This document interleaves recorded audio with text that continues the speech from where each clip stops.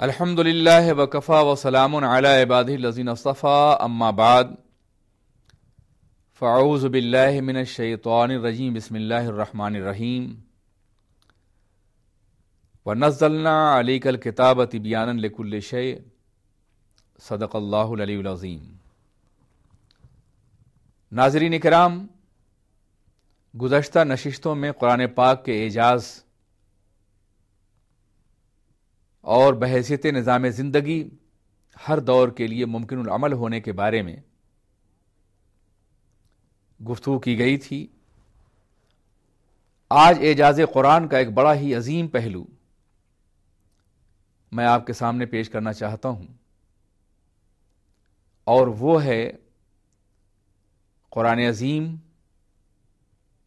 اور سائنس۔ یہ ایک ایسا موضوع ہے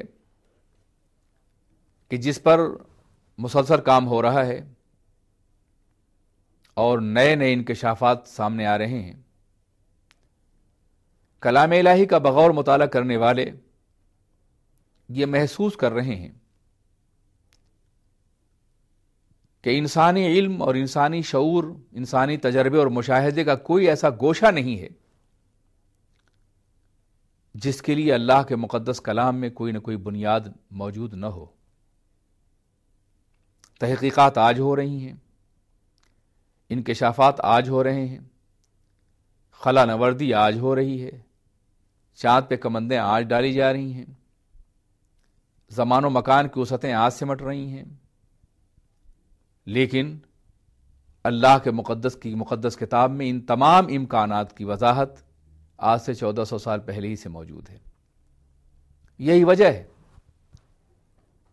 کہ اللہ تبارک و تعالی نے ارشاد فرمایا تھا وَنَزَّلْنَا عَلَيْكَ الْكِتَابَ تِبْيَانًا لِكُلِّ شَيْءٍ، اے پیغمبر، ہم نے آپ پر جو کتاب نازل فرمائی ہے وہ ہر چیز کی وضاحت کرنے والی ہے۔ یہاں لِكُلِّ شَيْءٍ کی عمومیت کائنات کی ہر شے کا احاطہ کرتی ہے۔ جس چیز کو بھی شے سمجھا جائے یقین اس کا احاطہ کرتی ہے، اور اللہ کی ہر مخلوق شے میں داخل ہے۔ کائنات کا ہر انکشاف شے ہی کہلائے گا۔ اس لیے یہ ماننا پڑے گا کہ قرآن پاک میں سب کچھ موجود ہے۔ جمیع العلم فی القرآن لیکن تقاصر عنہ افہام الرجال، قرآن پاک میں سارے علوم اور ساری صداقتیں موجود ہیں، البتہ انسانوں کی عقلیں اس کے فہم سے ہمیشہ عاجز رہی ہیں۔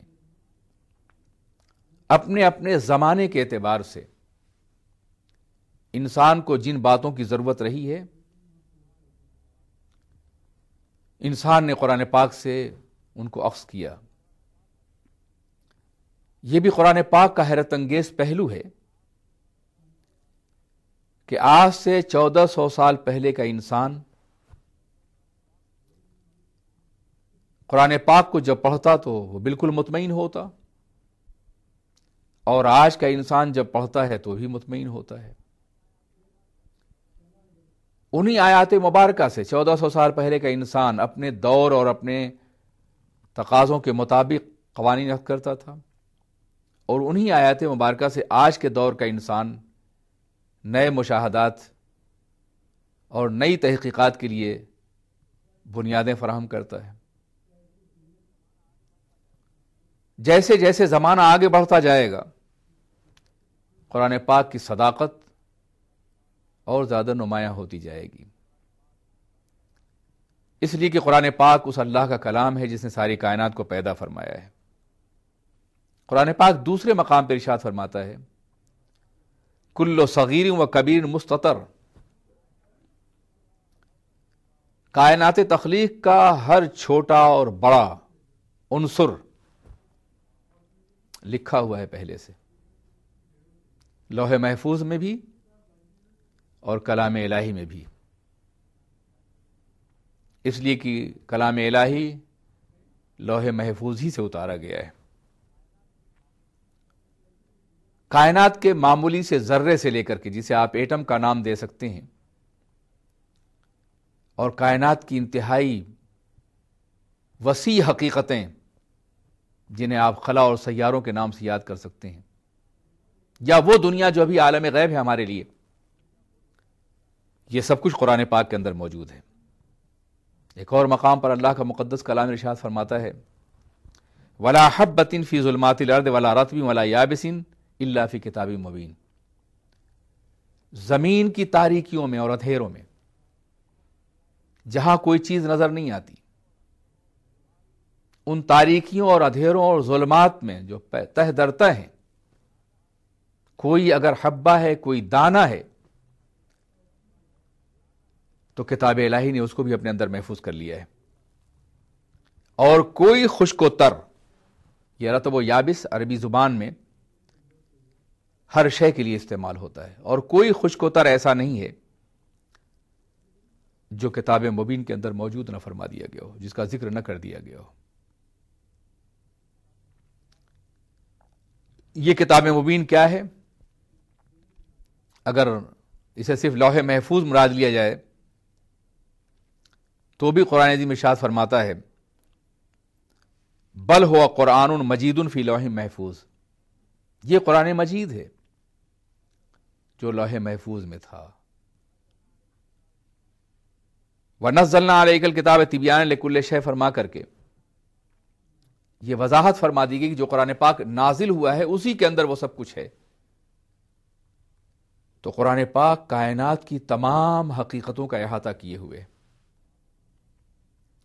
سیدنا علی پاک رضی اللہ تعالیٰ عنہ اسی لیے ارشاد فرماتے ہیں کہ میں بسم اللہ کے بے کی تشریح کروں تو کئی اونٹوں کا بوجھ بن جائے۔ یہ کیوں انہوں نے فرمایا تھا؟ اس لیے کہ قرآن پاک کے مضامین اس قدر زیادہ ہیں کہ ان کا احاطہ کرنا ممکن نہیں۔ ایک عظیم دانشور جسے ملت اسلامیہ اپنے دور کا سب سے بڑا عالم اور مفسر کہتی ہے، وہ فرماتے ہیں کہ میں علم کے سمندر کے کنارے صرف سیپیاں چن رہا ہوں، ابھی تو میں ان موتیوں سے آشنا نہیں ہوں جو سمندر کے نیچے پوشیدہ ہیں۔ بہرکیف اللہ تبارک و تعالی قلب انسانی پر معانی قرآن اتنا ہی نازل فرماتا ہے جتنا کہ اس دور کی ضرورت ہوتی ہے۔ چنانچہ جیسے جیسے دور آگے بڑھتا جا رہا ہے، نزول قرآن تو نہیں ہوگا، اس لیے کہ وہ وحی نبوت کا سلسلہ منقطع ہو گیا ہے۔ کوئی دعویٰ کرتا ہے تو وہ جھوٹا ہے، لیکن معانی قرآن انسانی ذہن میں کہ آفاق پر روشن ہوتے رہیں گے، جلوگر ہوتے رہیں گے۔ یہی وجہ ہے کہ آج کے دور میں جب سائنس نے زندگی کے تمام شعبوں کا احاطہ کر رکھا ہے، سائنس بھی قرآن عظیم کی عظمت کے سامنے سر بسجود ہے اور ان سچائیوں کی تصدیق کر رہی ہے جو قرآن عظیم نے آج سے 1400 سال پہلے پیش فرمائی ہیں۔